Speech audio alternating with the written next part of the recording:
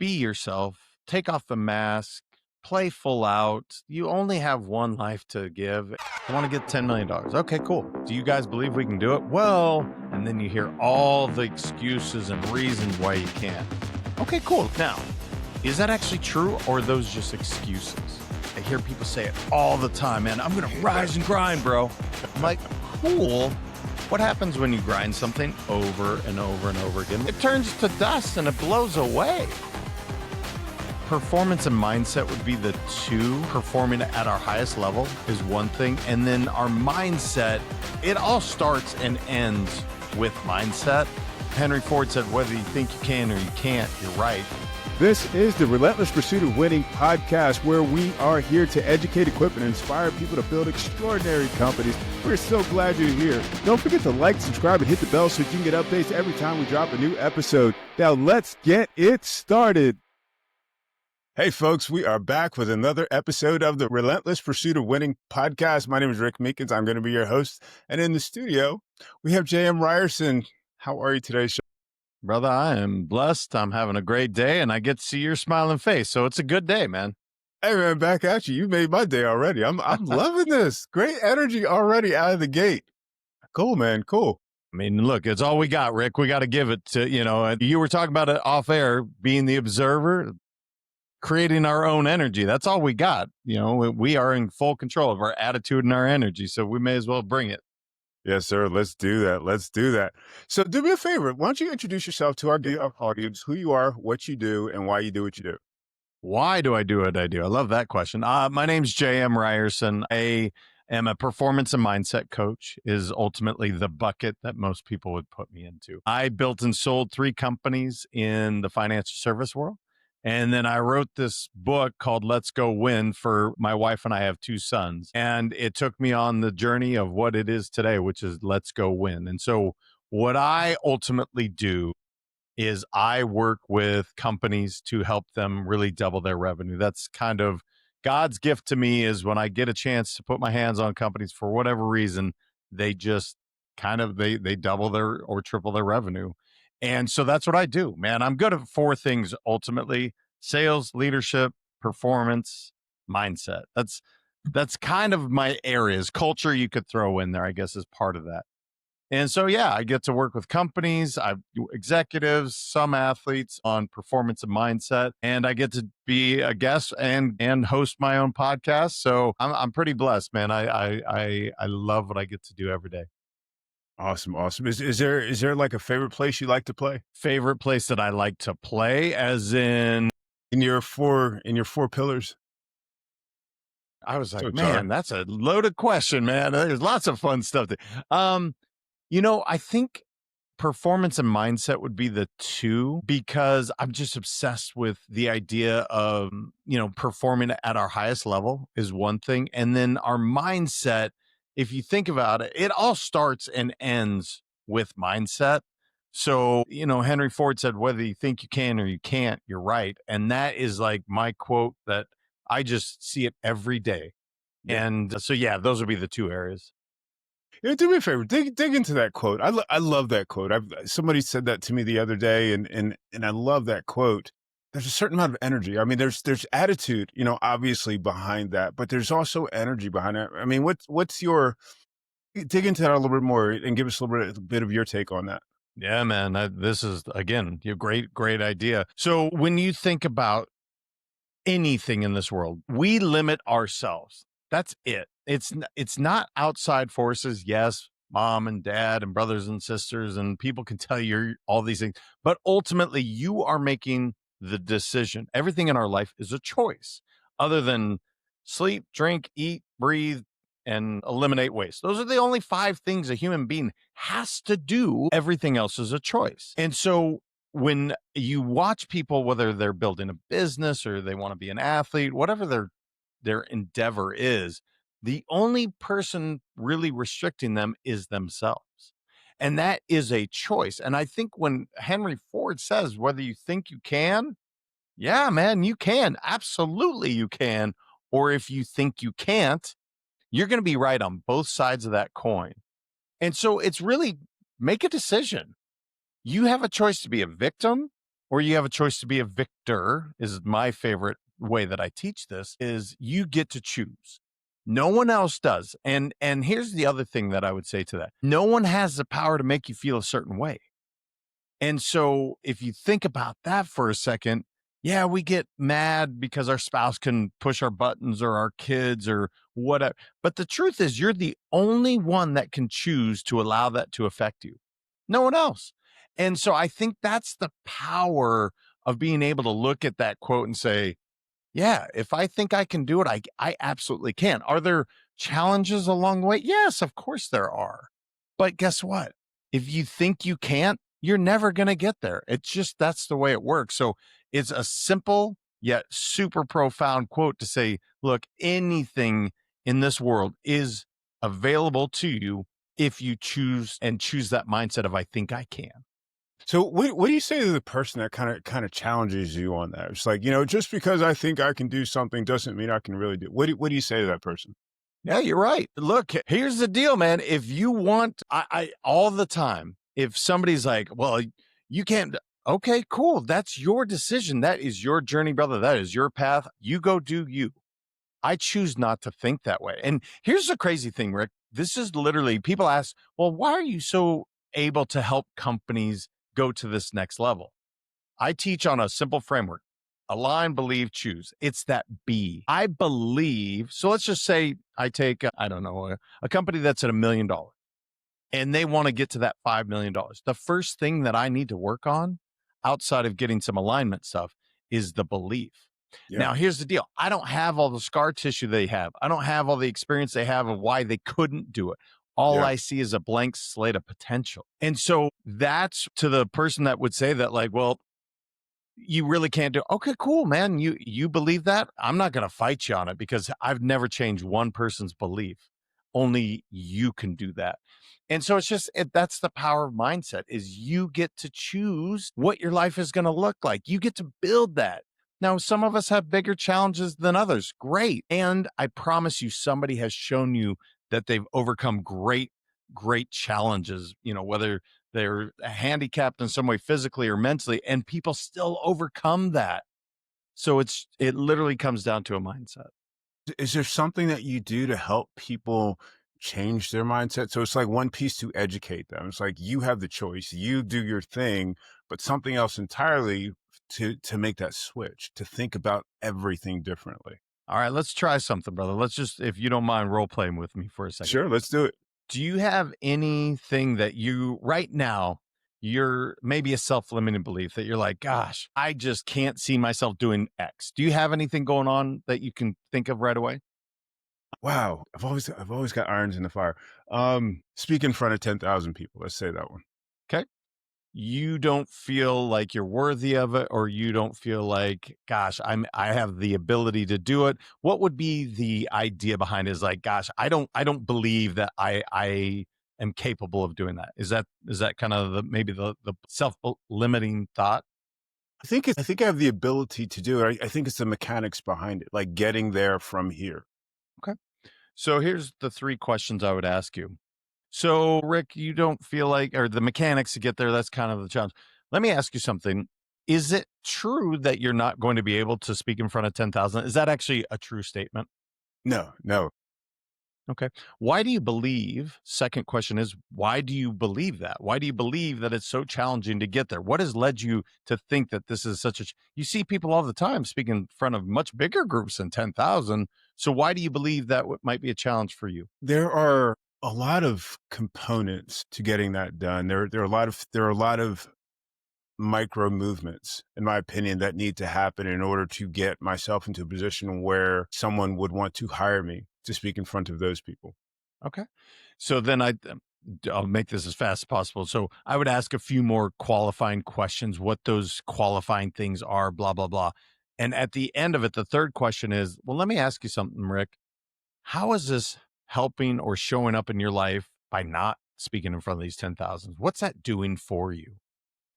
It creates a gap. There's a gap. Like I can see myself there. You know what I'm saying? But I see a gap, and it's just like, okay, if I can't do this, if I don't do this, this is going to be something that I'm going to regret. Yeah. So playing small is not something you want to look back on your deathbed and go, I didn't give it my all. That doesn't sound great. And so the three questions, again, you can do this all day long, is that true? Why do you believe that? Or why do I believe that? And how is that showing up in my life? And what you're going to find out is A, it's not true.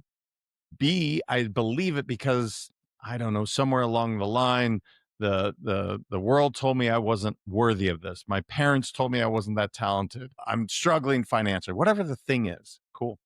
And then the third one is, okay, well, how's that showing up in your life? How's that serving you? Well, it's not. I feel weak. I feel scared. I feel blah, blah, blah. Great. You have the choice to overcome that.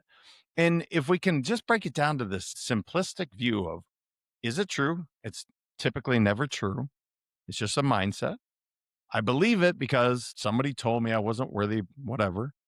And it's showing up that I'm not living my best life. I'm not serving the community that I want to serve. I'm being selfish by not sharing these gifts. And I Yeah. don't feel great about it. Okay, cool.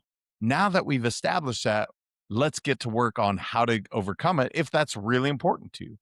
And it's such an easy process. Anybody can ask those three questions. I'm not saying they're easy to confront, but you can ask them and realize why you're limiting yourself.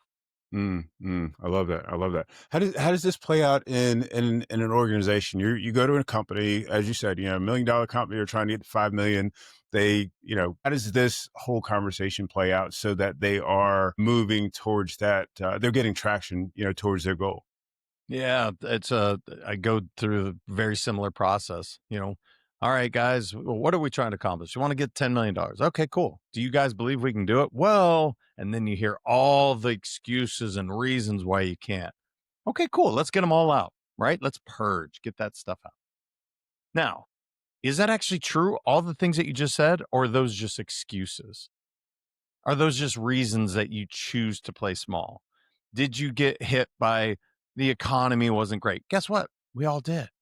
But what does that have to do with you achieving your goals?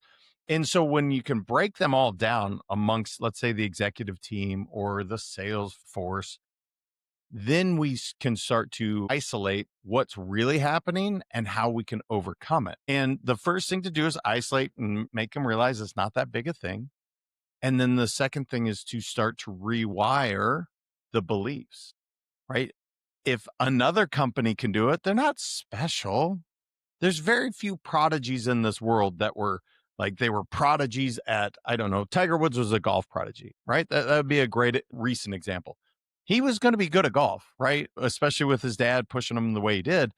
But it's not like there's thousands of Tiger Woods, but there's a lot of professional golfers. I've worked with some.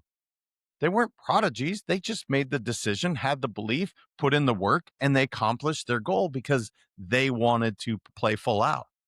And companies are no different. I promise you, if you look right now, some competitor has the goal that you want. They weren't probably prodigies, but maybe they just made the choice to, I don't know, invest into the technology, to take this risk.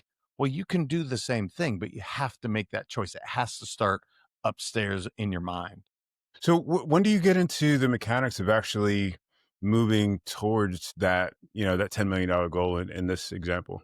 Well, we start moving straight away because we're going to get everybody aligned is the Yeah. first thing. I call it the act sheet.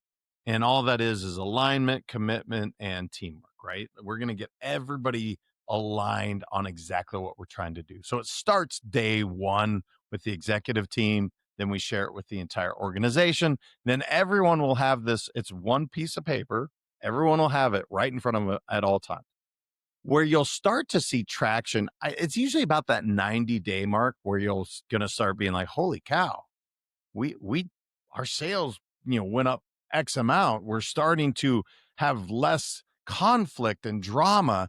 And so I always notice about the 90-day mark where they're starting to be like, oh, well, this is kind of cool, which, by the way, fun fact, most habits take 90 days to actually become a habit. So that's all we're doing is really building habits. About the 180-day mark, now we see significant impact. And looking back 1 year is always, that's my favorite time to go, all right, this is where we're at, whatever today is, October 15th, 16th, 2025. And when we get to reflect back 2026, it's like, holy cow, do you realize all the things that we accomplished in that time? And so that's kind of always been the process is 90 days, get a little movement, 180 days, 6 months in. Ooh, we're starting to see some serious change. 1 year, it's like, I don't even recognize the company. We have literally grown that much. And now guess what? We get to do it again because there's another limiting belief coming.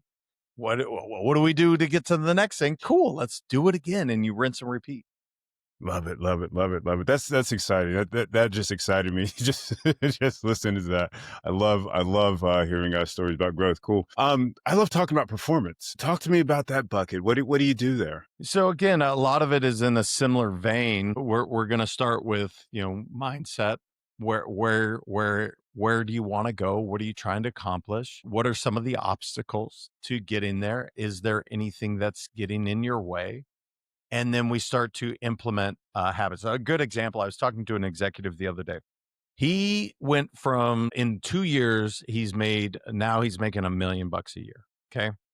Awesome. And he's on pace to make about 1.5 million for next year is his projections. I actually think he'll make a lot more than that. But here's the deal. He is also starting to really compromise and sacrifice some of his relationships. And so the question is performance and what are we trying to accomplish? And for this gentleman, it's not only in business, but he also has a relationship very important to him with his significant other.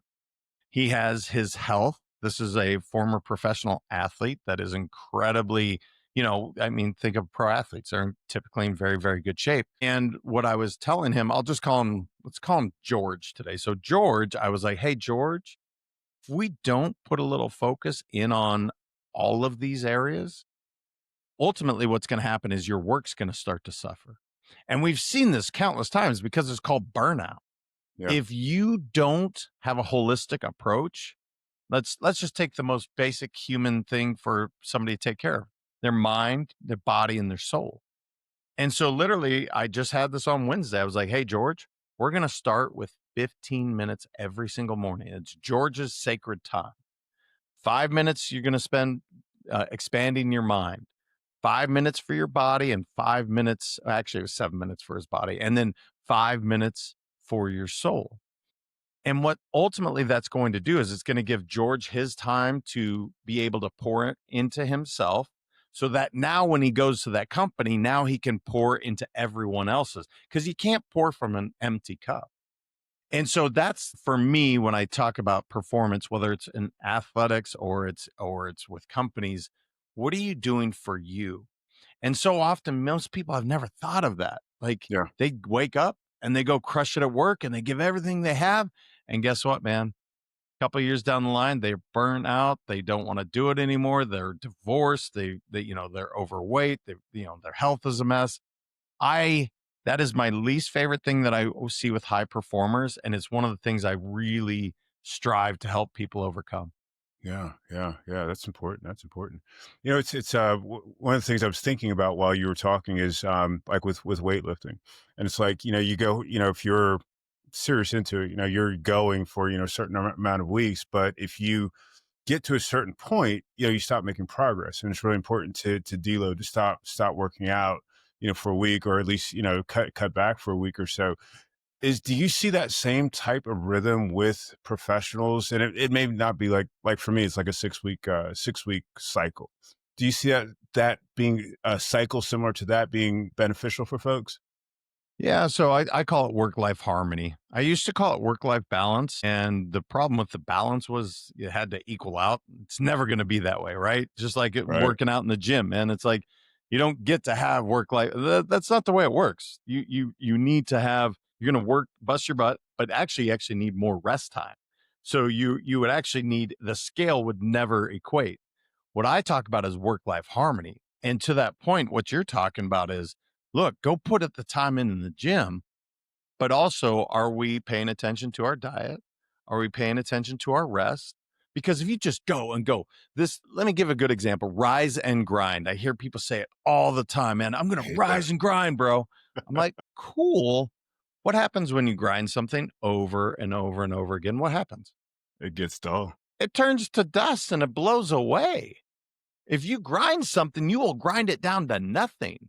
And so this whole rise and grind culture, I understand what you're saying, but you're missing a huge component, which is taking care of you, resting that body. It's just the same reason why professional bodybuilders, when they're doing their thing, like they're doing certain loads at certain times, because you have to be able to do that. You can't just go heavy, heavy, heavy. You're ultimately going to blow out a joint and then you can't compete anyway. So yeah, man, it's one of those things where you try to take a holistic approach and say, okay, it's not just about doing everything at this one thing.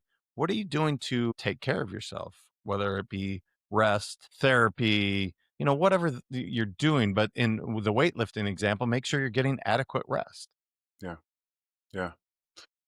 One of the rise and grind thing is always been, I did the rise and grind thing. I was a restaurant owner and I was doing 80 hours. We had like offsite catering. So, I mean, I was grinding. I don't know. I think what struck me in the past few years is really the need for addressing the whole person. It's like, it's not just work and it's not just relationships. It's life happening though. Like you mentioned before, we've all gone through economic downturns, et cetera, et cetera. There's, and we get these mindset leaks, let's call them, where we start to, it's like, oh man, I've been doing this too long. I'm burned out. I can't do this anymore. Whether you can or you can't, it's true. What are your thoughts on that? And how do you help people kind of right the ship, once they've gone through let me rephrase that. How do you teach people how to learn how to right the ship so they see that, the ship is starting to tilt? It's one thing coming back from that, but something else, being able to identify, hey, we're dipping a little bit. We need to, do something. How do you walk people through that? Yeah, through story. You gave a great example. So let me ask you, as you were a restaurant owner and you were doing, I'm sure, crazy hours, 80, 90, crazy hours, what happened to you? What was that end result for you after putting in that grind? Where were you? Were you loving life, or was it like, you know what? I can't do this anymore? There was no life. There was no life. It was my staff, like literally, like forced me out of the building to go out and do something, go out and have fun, because I was just going and I was just grinding. And I remember one point I was so burned out that I felt like I couldn't even go and do the job. I was, it was really rough. I mean, it was really, physically, mentally, spiritually, emotionally, I was just totally spent, and it felt like I had a boulder on my chest. Yep. So I would give your story as a prime example of what exactly happened, or I'd give mine, right? I was the same guy, my second company, grind, 4 hours of sleep or less a night. I'll sleep when I'm dead. That whole idea. Well, guess what? I was almost 300 pounds at the time. My wife and I were separated for a year, on the verge of divorce, and I was miserable. Now, financially, yeah, I'm making 7 figures plus a year and everything looks great on the outside. I was miserable, on the verge of losing my family. And I share these stories with people so that they can recognize, holy cow, I literally, if I don't slow down, I'm not going to enjoy the fruits of my labor. And another example, Steve Jobs, look, built an incredible company. He literally was on his deathbed with $7 billion in the bank and said, I will give everything back for one day of health. I will give it all away right now for one day of health. And there's a great book called The Top 5 Regrets of the Dying by a woman named Bronnie Ware. And it talks about this. She was a palliative care nurse, and she spent time with these elderly people that were literally on their deathbed. And it talks about what they wished as they're lying on their deathbed, as they are literally about to pass. I wish I had done this. I wish I had done that. And here's what I always tell my clients. They've never once said, I wish I did more boardroom meetings. Never heard it. It's never happened. It's always, I wish I spent more time with my family. I wish I really had my purpose. I wish I had joy. And here's the other thing. The people that you were working with at the restaurant, think of what a terrible example you're setting as a leader. Do you think they want Rick's life at that time? Hell no. They're like, I don't want anything to do with that. That looks miserable. And as a leader, our job is to influence. It's to get people to want to be in this position of leadership. So we have a duty and a responsibility to show them, look, yeah, work hard. I'm all for it. Also make sure you can play hard, or you can take care of your family. And so it's always through story, to answer your question, always through story. Show an example of someone they think they look up to. Okay, let's look at what that looks like. If they're divorced and they have no relationship with their family, yeah, they have billions of dollars in the bank. Is that what you want? Well, no, my family's my most important. Okay, maybe we don't make those same decisions. Yeah. What was going through my mind while you were saying that? I was thinking back to performance, and I was thinking, I guess to a level of resilience was partially there. How do you, a lot of times, especially with smaller companies, you look at, you talk about your $1 million company, a lot of times we find the founders have, their elbows deep in running the company. They are like pulling the strings, et cetera, et cetera. How do you, I don't know if you do, but how do you coach them on like letting things go, so they can empower the people that are working for them, working with them, and actually go further faster? This is a brilliant question. And it's really important. Look, if any of us want to go past a certain level, it's going to involve a team, right? I've never met anyone when I hear people say they're self-made. Really? You didn't have anybody supporting you along the way? You didn't have your significant other, your spouse, your kids, your mentor? Self-made is such a fallacy. And so it's a way for you to just say, look, if you allow these people to do something that they're great at, that's going to allow you to grow, expand, scale, make it bigger, create another company, do a nonprofit, whatever thing you want to do. But you're going to have to let go of the reins a little bit. You're going to have to let go and let them play their role. And there's many great examples, especially if you're a sports fan. Look at the New England Patriots when Belichick and Brady and that crew was just winning Super Bowls. They had one goal in mind. It was to win the Super Bowl. Now, does that mean Tom Brady does everything? Does he go out and tackle somebody and he kicks off and he's, being a quarterback? Well, no, that'd be stupid. That's what you're doing right now. You're trying to be Tom Brady at all positions. Why don't you just be Tom Brady at being the CEO, the sales executive, whatever you are? Be the best in that role. And then you should have a Teddy Bruschi that was playing linebacker. You should have a Mike Vrabel. I'm trying to think of the Wes Welkers in their positions.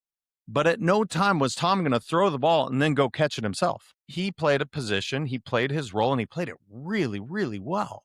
He was the captain. People looked up to him. I mean, there's no question. People typically say he's the greatest of all time, but the greatest of all time at that one position. And in a company, you're playing one position. Now, in the beginning, so we're clear, solopreneurs, I get it. You're wearing all the hats. So you have to do it in the beginning. But I'll tell you what, Rick, with all the outsourcing we can do and VAs and things, if you're willing to let go and just let people thrive, oh my gosh, you scale so much faster. But again, that's another mindset thing. It just takes stories to get people to go, my gosh, I'm trying to be Tom Brady, the kicker. Why don't I just be Tom Brady, the quarterback? And I hope people listening, if you're not a sports fan, I apologize, but that one always seems to get my sports people to go, yeah, that makes sense. Yeah, yeah. It's funny you say that about the VA. I remember when I first started this company, Epiphany, and I was doing the thing. I was grinding, and I was finally convinced to get a VA, and she came into my life, and everything was beautiful. Changed everything really, really quickly. I was just like, wow. And then you had an epiphany. It's like, holy cow, I should have more of these. That's awesome. Yeah, yeah, yeah. Well, that's a different story. Well, and here's the thing. You also may have hired this person and they were terrible. I've seen that too, right? Yeah, And guess what? That's okay. It's not always going to be, well, if I don't do it, it doesn't get done well. I've heard that so many times. Yes, it might not be 100% to the level that you would have done it at, but it allowed you to do three other things. And that was done at 80% as well. You're still growing. I love the example. And It's such a good subject. We could talk on empowering and really allowing people for days because it is such an important idea in leadership. Yeah, absolutely. The egoic piece of that conversation is the founder that's good at doing the thing. It might be the engineer, the architect, et cetera, et cetera. They start their company, and they're not necessarily the best CEO. They're not necessarily the best person to run that company. When you go into a company, you say, "Hey, I see all this potential, et cetera," but the founder's in the way. How do you manage that, and how do you get them to really back up and play to their strengths? Yeah. So it's never an easy conversation. I've never had it. Well, that's not true. I've had a few CEOs and founders realize like I need to find somebody. Those are the really self-aware ones that makes the conversation easy.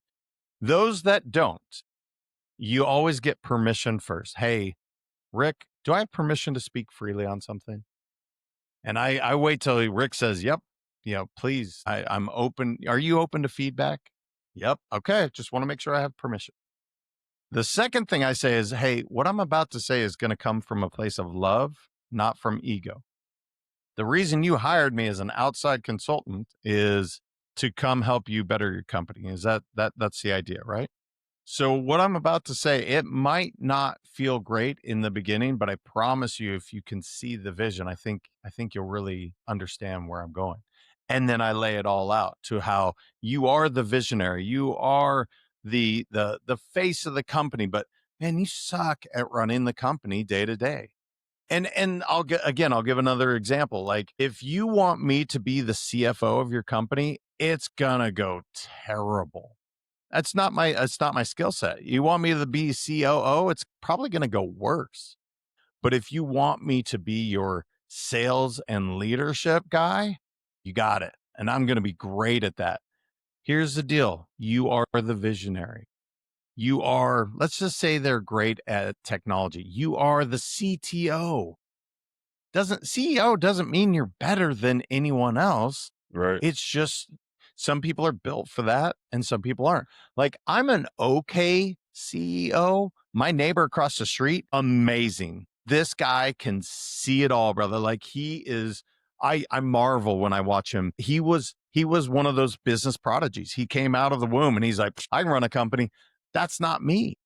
And so it's kind of easy to get them to understand like if you want to get your company to the vision that you want, we're going to need you to step aside in this role and flourish in this role. But it's you always got to get permission and then make sure I use that statement so much.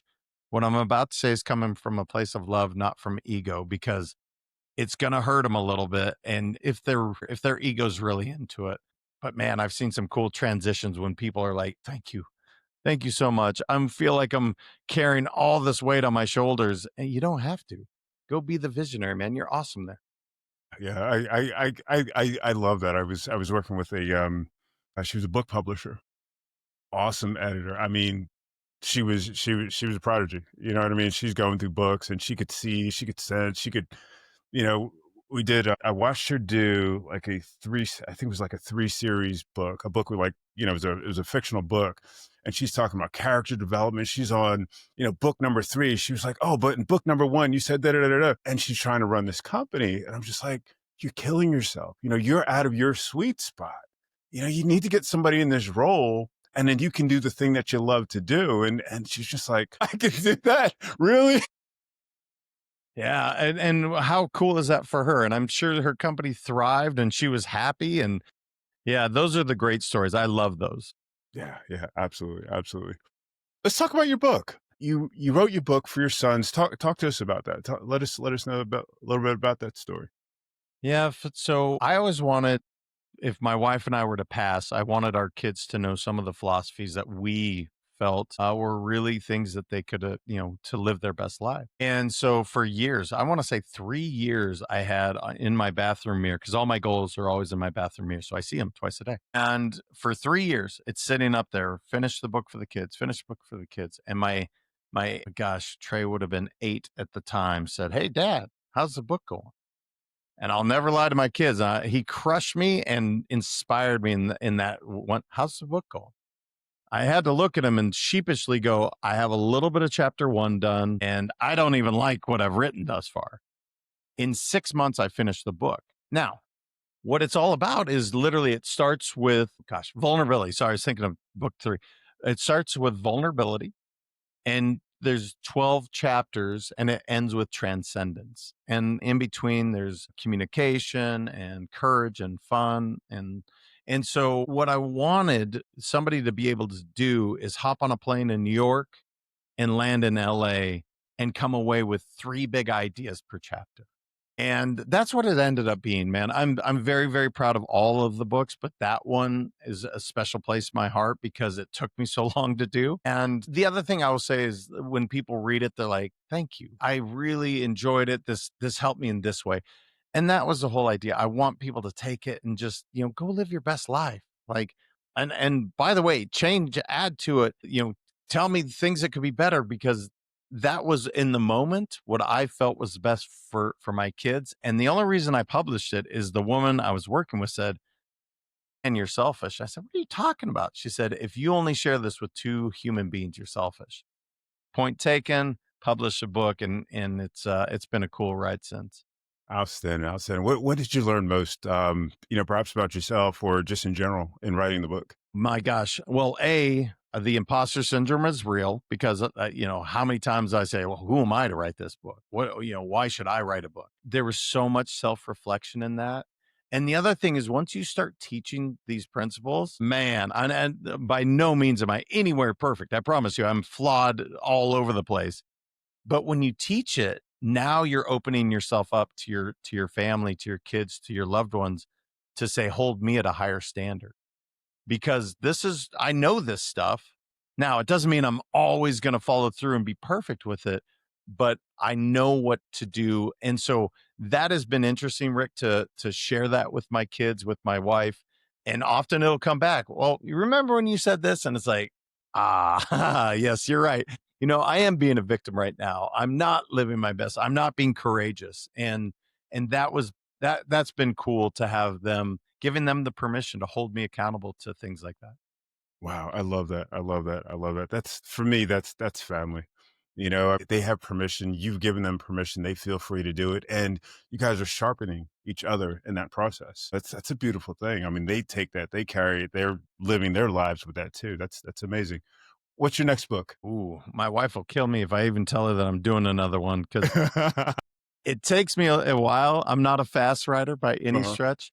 I have like 3 different book ideas in my head. Here's what I'll tell you. Right now, the ABC formula that I was telling you about, I think I want to write on that because it's so simple, and yet it's applicable to business and it's applicable to life. The other one that I've thought a lot about is the ABCs of winning. Literally go from A to Z. Like A stands for accountability, B stands for belief, C stands for courage, and like having examples of each one. I've thought of that one for a while. So I guess to answer your question, I haven't landed on one, and primarily because literally my wife might be like, no, we're not doing that, dude. Like, I need you here. I need you present. I'm kind of like, part of me is just like waiting for her to like walk in the studio.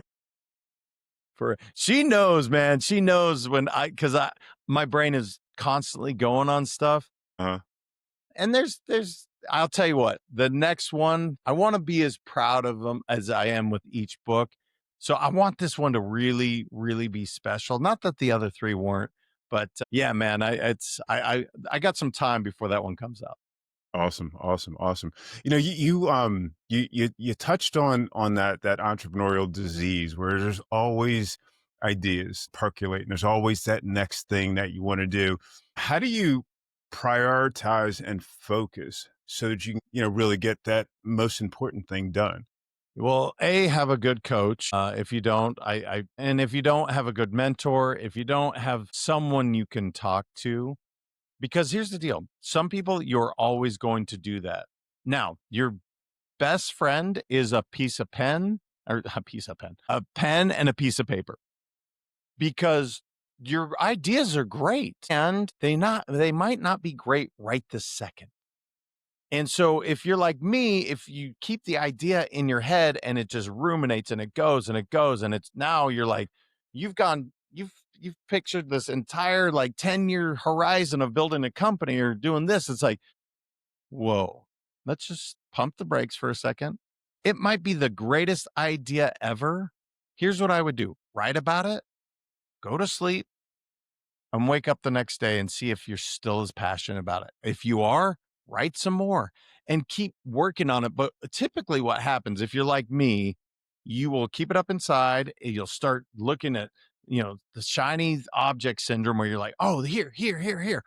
And that none of that is very productive. It's not very fulfilling either. And so having somebody that can hold you accountable, my wife is that person for me.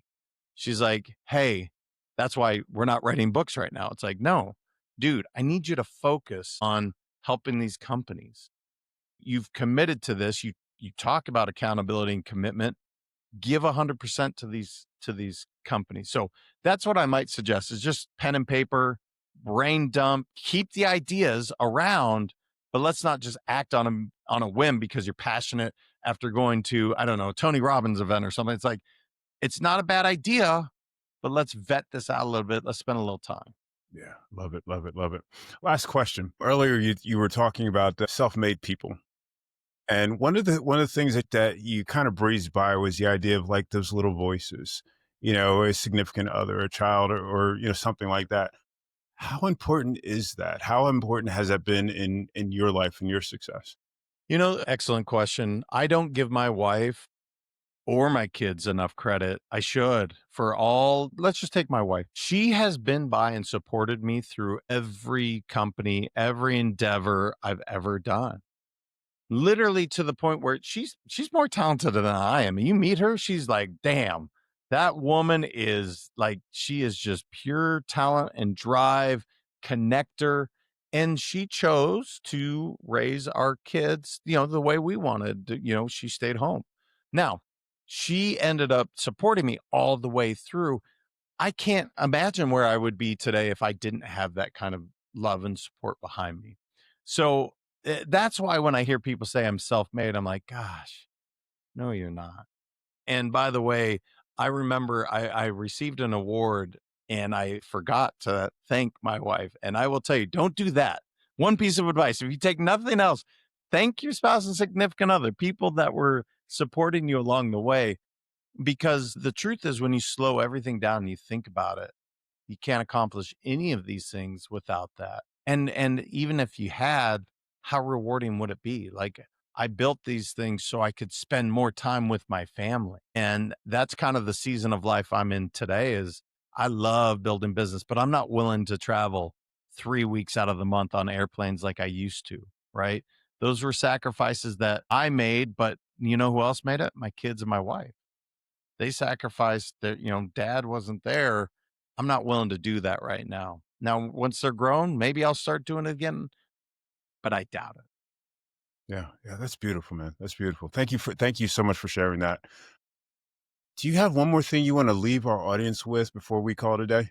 Yeah, I asked that question. Here's what I would say to people: be yourself, take off the mask, play full out. You only have one life to give. And it's like, here's what I want. I don't want to be, I mentioned the top 5 regrets of the dying. I don't want to be that person regretting what I did or did not do. Now, are there things I wish I could change? Sure. But I made the decision. It's who I am today. The only thing I hope people do is they give it a shot. Put yourself out there. You may not succeed, but at least you can say you gave it your best authentically. That is my wish and hope for everyone. So that's what I think I'd leave you with, brother. And you asked amazing questions, Rick. I really, really enjoyed this show. Very insightful questions. I see why you're doing such a great job and your show's growing so much. I just thank you for having me. Thank you so much. I'm truly humbled. I've really enjoyed our conversation. I really appreciate you being on the show and sharing with us, with me. I think this has been great. Thank you.